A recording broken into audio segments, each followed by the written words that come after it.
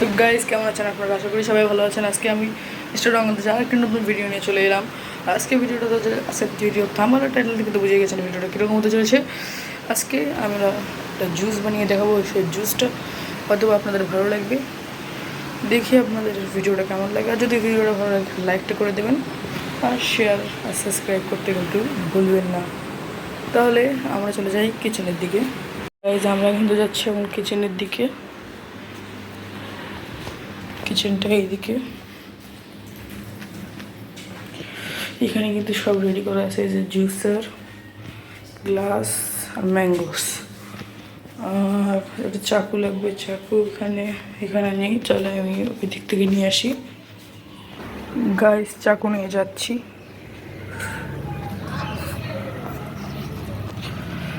সব কিছু কিন্তু রেডি আছে। এখন আমাদের আমগুলোকে আগে ধুয়ে ফেলতে হবে। এই আমটাকে নিয়ে যাচ্ছি, বেসিনটা অন করছি, আমগুলোকে ধুয়ে পর বেসিনটাকে অফ করে দিচ্ছি। আম ধোয়া শেষে এখন আমটা ছিলার পর এখন আমরা আমটা ছিলে ফেলছি। গাইজ আমটাকে কিন্তু ছিলে ফেললাম।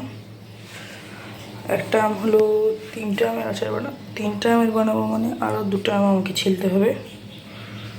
আমি ধুয়ে নিয়ে এসে তারপর ছিলে দেখাচ্ছি। গাইজ আমাদের কিন্তু 3টা আম ছেলা শেষ। এখন আমরা এটাকে কেটে ফেলবো।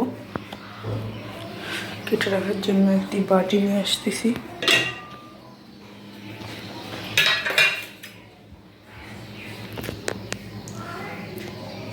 গাইস দেখুন আমাদের কিন্তু আম কাটা হয়ে গিয়েছে। এখন আমরা এটাকে মিক্সিতে ঢেলে দেবো। সবার আগে মিক্সিটা এভাবে খুলবো।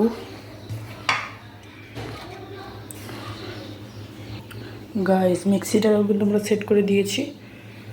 এখন সুইচটাকে অন করলাম,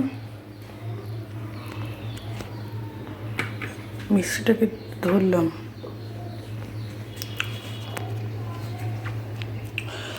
দেখুন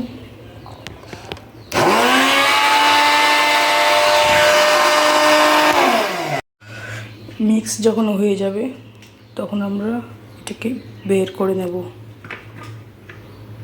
না আরেকবার করে। গাইস দেখুন আমাদের কিন্তু মিক্সিং করা শেষ। এবার আমরা খুলে দেখাই। দেখুন মিক্সিংটা অনেক ভালোভাবে হয়েছে। তাহলে আমরা এটাকে গ্লাসের মধ্যে ঢেলে দিই। গাইস আমরা কিন্তু ঢেলে নিয়েছি গ্লাসের মধ্যে। আর গ্লাসটা কিন্তু দেখতে অনেক সুন্দর লাগছে।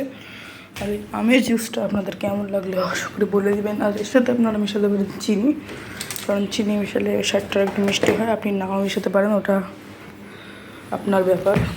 আমি সাথে একটু চিনি মেশাচ্ছি।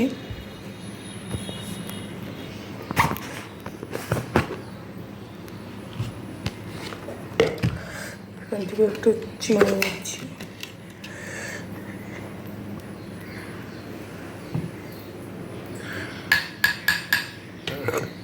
সামান্য পরিমাণ চিনি নিলাম। তারপর চামচ দিয়ে জিনিসটা গুলে নিচ্ছি। আপনারা কিন্তু এটাকে ছেঁকেও নিতে পারেন, যাতে মাঝখানের যে আমগুলো সেগুলো যাতে